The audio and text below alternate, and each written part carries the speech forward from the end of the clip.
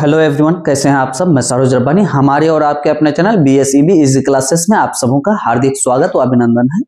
आज मैं फिर से हाजिर हुआ हूं आप सबों के बीच बायोलॉजी के चैप्टर 4 आनुवांशिकता और जैव विकास का VVI MCQ प्रश्न लेके, जो आपके बिहार बोर्ड मैट्रिक परीक्षा की दृष्टि से बहुत ही ज्यादा महत्वपूर्ण है। तो चलिए बिना देरी किए हम लोग सबसे पहला प्रश्न की ओर चलते हैं। सबसे पहला प्रश्न है हम लोग का, स्त्री मनुष्य में कौन गुणसूत्र होंगे। क्या स्त्री मनुष्य में कौन गुणसूत्र होंगे? ऑप्शन ये है 44 + XY, option B 44 + XX, option C 44 + XY और ऑप्शन डी है इनमें से कोई नहीं। तो इनका राइट ऑप्शन हो जाएंगे दोस्तों ऑप्शन बी 44 + XX। आपका राइट ऑप्शन बी हो जाएंगे 44 + XX। अब हम लोग का अगला प्रश्न है कि मेंडल ने कितने लक्षणों का अध्ययन किया था। क्या 5 होंगे, 9 होंगे, 7 होंगे या फिर इनमें से कोई नहीं। तो मेंडल साहब ने 7 लक्षणों का वर्णन किया था।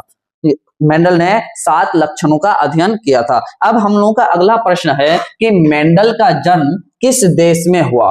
कि मेंडल का जन्म किस देश में हुआ। क्या अमेरिका में हुआ, ऑस्ट्रेलिया में हुआ, रूस में या फिर भारत में।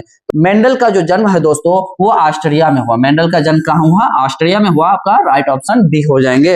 अगला प्रश्न हम लोगों का है कि मेंडल का जन्म हुआ कब हुआ, कौन सी सदी में हुआ। क्या 17वीं सदी में हुआ, 18वीं सदी में हुआ, 19वीं सदी में हुआ या फिर 8वीं सदी में हुआ। तो मेंडल का जन्म जो है 19वीं सदी में हुआ। आपका राइट ऑप्शन सी हो जाएंगे कि मेंडल का जन्म 19वीं सदी में हुआ। अगला प्रश्न हम लोग का है कि अफ्रीकी मानव का सबसे निकट संबंधी है। तो अफ्रीकी मानव का सबसे निकट संबंधी कौन होंगे? चिंपैंजी होंगे, गौरिल्ला होंगे, बंदर होंगे या फिर गिलहरी। तो इनका राइट ऑप्शन चिंपैंजी हो जाएंगे। अफ्रीकी मानव का सबसे निकट संबंधी चिंपैंजी हो जाएंगे दोस्तों। अगला प्रश्न हम लोग का है कि मेंडल का द्वितीय नियम कौन सा है। क्या प्रभाविता का नियम होंगे या फिर बहुजीवी वंशागति का नियम होंगे, स्वतंत्र अपव्यूहन का नियम होंगे या फिर पृथक्करण का नियम होंगे। तो मेंडल का जो द्वितीय नियम है दोस्तों वो आपका स्वतंत्र अपव्यूहन का नियम होंगे। वो आपका कौन सा नियम होंगे? स्वतंत्र अपव्यूहन का नियम होंगे। ऑप्शन सी आपका सही हो जाएंगे।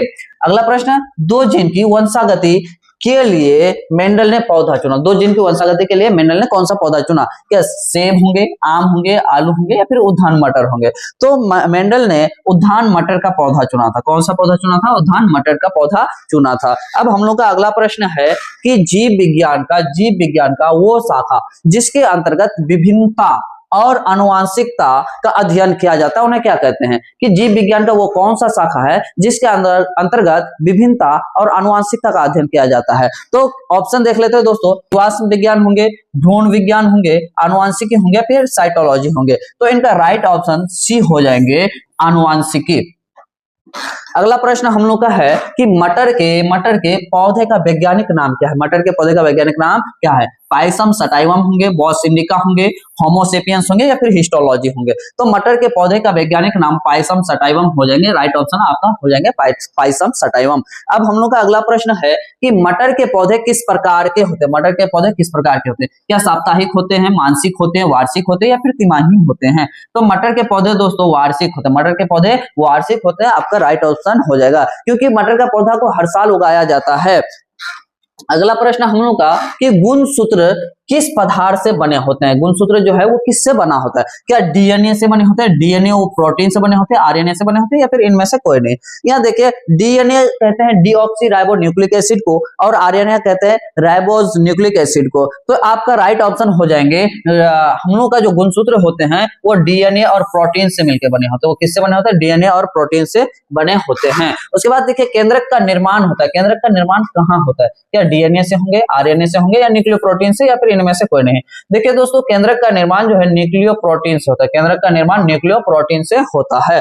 अगला प्रश्न हम लोग का है पृथक्करण का नियम प्रस्तुत किया। कौन? रॉबर्ट हुक ने, ग्रेगर जॉन मेंडल ने, ह्यूगो डी ब्रीज ने या फिर डार्विन ने। तो पृथक्करण का जो नियम है दोस्तों वो ग्रेगर जॉन मेंडल ने प्रस्तुत किया था। किसने प्रस्तुत किया था? Gregor John Mendel. Right option Gregor John Mendel हो जाएंगे।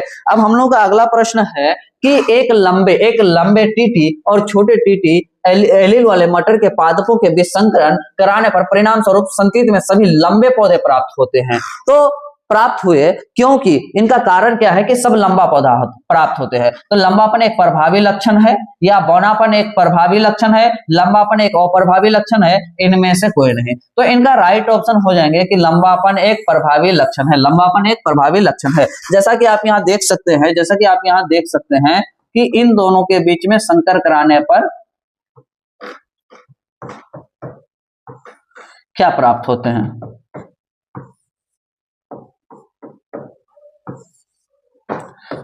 यहां जो है दोस्तों, यहां जो है सभी लंबे पौधे प्राप्त होते हैं। सभी कौन सा पौधे प्राप्त होते हैं? लंबे पौधे प्राप्त होते हैं। इसलिए लंबापन जो है वो एक प्रभावी लक्षण होंगे। अगला प्रश्न हम लोग देखते हैं कि किसी जीन की जीनी संरचना क्या कहलाती है? किसी जीन की जीनी संरचना क्या कहलाती है? या संकर होंगे, जीनोटाइप होंगे, फिनोटाइप होंगे या फिर एलिलोमार्फ होंगे? तो किसी जीन की जीनी संरचना जीनोटाइप कहलाती है। किसी जीन की जीनो संरचना जीनोटाइप कहलाती है। अब हम लोग का अगला प्रश्न है कि विपरीत लक्षणों के जोड़े को क्या कहते हैं? विपरीत मतलब उल्टा लक्षणों के जोड़े को क्या कहते हैं? समरूप कहेंगे, समयुग्मज कहेंगे, निर्धारक कहेंगे या फिर युग्म विकल्पी या फिर एलिलोमार्फ कहेंगे। तो विपरीत लक्षणों के जोड़े को युग्म विकल्पी या एलिलोमार्फ कहते हैं, युग्म विकल्पी या फिर एलिलोमार्फ कहते हैं।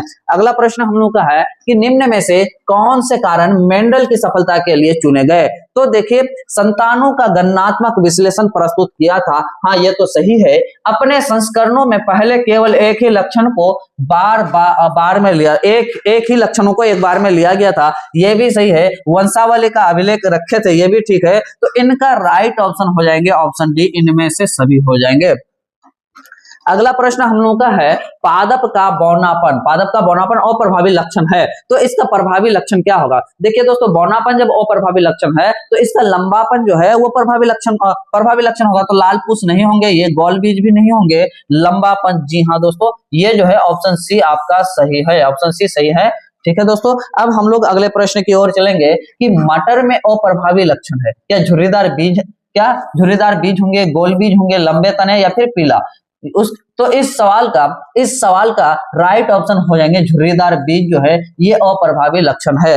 नेक्स्ट प्रश्न हम लोग का है कि मटर के बीज का गोल आकार तथा पीला रंग होते हैं। गोल आकार और पीला रंग क्या होते हैं? वो प्रभावी होंगे, संकर होंगे, अपूर्ण प्रभावी होंगे या फिर प्रभावी होंगे? तो देखिए दोस्तों, गोल आकार और पीला रंग जो है मटर के बीज का वो प्रभावी लक्षण होते हैं। वो कैसे होते हैं? प्रभावी लक्षण होते हैं। तो ठीक है दोस्तों, फिर से मिलते हैं अगले वीडियो में।